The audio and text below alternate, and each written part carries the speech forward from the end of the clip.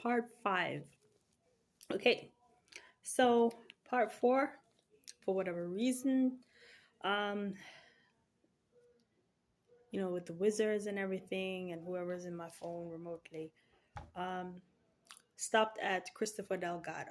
Okay, Christopher Delgado is my God given husband and spouse. Ah, but God knows why He joined us together. That breath, just that stress breath that I just made, release of that stress. Um, so anyway, um, in his, I guess, what I would like to say is that with him not dwelling with me, it has been quite a journey, especially coming back to Florida, um, uh, in 2023. Um, so anyway, these wizards on the devices, they tend to like to bring him up for certain reasons. Um, One thing I noticed is that they would bring him up, and I guess they love that he is not with me or that he rejected me and went off with this Simona in fornication and adultery. So, one of the things that um, they oppose me, like when I talk about it. So, um, I, there was one day that I asked God, what should I pray when they bring him up? And you'll see how this connects with the whole series on, the Iran war, the wars that went on in Iraq, and the US and Saddam Hussein's obsession with Babylon, Nephilim, and um, angels and stuff like that. Okay. And those who want to resurrect Babylon or the wicked angels, have them reconstituted in a body or something like that. You'll see how it all connects. Now, these wizards, they're against um, Christopher Delgado and I being together or dwelling together. Um, and they're against pretty much us being married, right? As long as I didn't mention, hey, let's go get married to him, we would have just been still on the phone talking. So, but as long as I brought that up, or when I brought that up, then here comes a Simona, and then here comes this switcheroo, and then here comes, oh, I love you, but I can't be with you, and the hot and cold. And, okay, so anyway, um, one of the things with these wizards, I think at one point when they were bringing him up or something, I asked the Lord what to do, and I believe He was leading me to teach, and the topic was supposed to be on angels or to study angels. So I did that. It was posted on my Facebook at one point, but then I deleted that Facebook. Um, but I still have the notes written somewhere to teach it again. So anyway, I did discuss this, I believe, in part 1. You know, angels, like, who they are, what they are, and the wicked angels and what they're about, and we're made a little lower than the angels, etc. Right? And so I touched on, Matthew 17:18-20, probably in part 1 or part 2, that you can rebuke a devil out, and in the same hour the child is cured. You don't have to necessarily like lay hands and say, come out. You rebuke or correct or shine the light on the motives and intents of the wicked angel and correct it, and they'll leave. Or you could be in one place and by the faith of someone, or you could be here commanding the spirit to leave, and the person is in another city with this spirit, and that spirit can go. You don't even have to be there. um all these things are possible, right? Considering in the scriptures, Mark 7:29. Okay. um and then people need to be aware also, when you see in the scriptures or people say it's a demon or it's a devil, um they're referring to either Satan or wicked angels. Okay, it's not a different type of spirit or a different evil spirit. It's either Satan or the wicked angels. Because that's who's down here with us, besides the animals. Okay. Um, and the holy angels that ascend and descend. Okay, so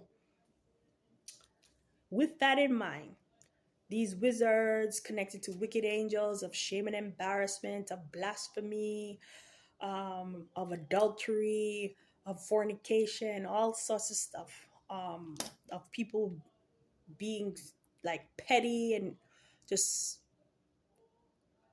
being too critical, which is like, and complaining and murmuring, which is like dog behavior. You have different angels of different things, right? Some teach the people to cut themselves, and they inspire them to cut themselves, make them bleed for whatever reason they convince them. Or pretty much they just want them to defile themselves, because if you're bleeding or if you have an injury, um, like in Leviticus or the New Testament, you have some kind of cut or injury or bleeding or something, you're unclean. So they just think about defiling human beings. Some people don't know that. Like if they like a person to be a serial adulterer or a serial fornicator, like the wrath of her fornication in Babylon, in Revelation on Babylon, it's what I should say. Pretty much they just want these people to dishonor their bodies, not bear their bodies in sanctification and honor, just defile it. They just want them to defile it. Just any way they can make humans defile themselves, they'll come up with ideas. Pour the blood on your head, all kind of craziness. Defile, shoot someone, whatever. Anyway, they just want human beings to be defiled and separated from God, pretty much. So they come up with adultery, fornication, every other way except God's way, especially when it comes to sex. So with that in mind, these wizards too, they speak in connection with these wicked angels, who are on devices. And one day they were speaking through this individual, and the Holy Spirit led me to where it says the mystery of iniquity. And I guess they heard it or heard me when I said it, and the person just walked away. So God shined a light on what that is. And the person just walked away and was quiet. So I'm going to read 2 Thessalonians. I'm going to start from verse 4, but the mystery of iniquity, where that's mentioned, is in verse 7. So verse 4, who opposeth? All right, let me start from verse 3, because verse 4 touches on who opposeth and exalteth, and it's like who. All right, so let no man deceive you. This is unfiltered. Let no man deceive you by any means, for that day shall not come, except there come a falling away first, and that man of sin, so you know who it is, be revealed, the son of perdition, right? Pretty much who just withdraw from God like Judas, who opposeth and exalted himself above all that is called God. That's what they pretty much want to do with these devices in the people, and influence people to do that. who opposeth and exalted himself above all that is called God or that is worshipped, so that he as God sitteth in the temple of God, showing himself that he is God.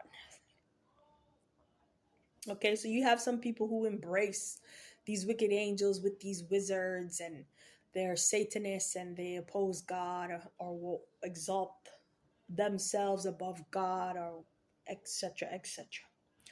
Now, remember ye not that when I was yet with you, I told you these things, and now ye know what withholdeth that he might be revealed in his time. For the mystery of iniquity doth already work. Only he who now letteth will let until he be taken out of the way. And then shall that wicked one be revealed, whom the Lord shall consume with the spirit of his mouth, and shall destroy with the brightness of his coming. Even him whose coming is after the working of Satan with all power and signs and lying wonders, and with all deceivable. What I want to say is, and bear with me, and with all deceivableness of unrighteousness in them that perish, because they receive not the love of the truth, that they might be saved. Right? I know how to say deceivableness, but they are on the devices, so bear with me. So, basically, the mystery of iniquity, and it talks about until he be taken out of the way, and then shall that wicked be revealed, whom the Lord shall consume with the spirit of his mouth, and shall destroy with the brightness of his coming. Okay, so this spirit, this wicked angel, if you notice, they like to yabber, and they like to talk, and they like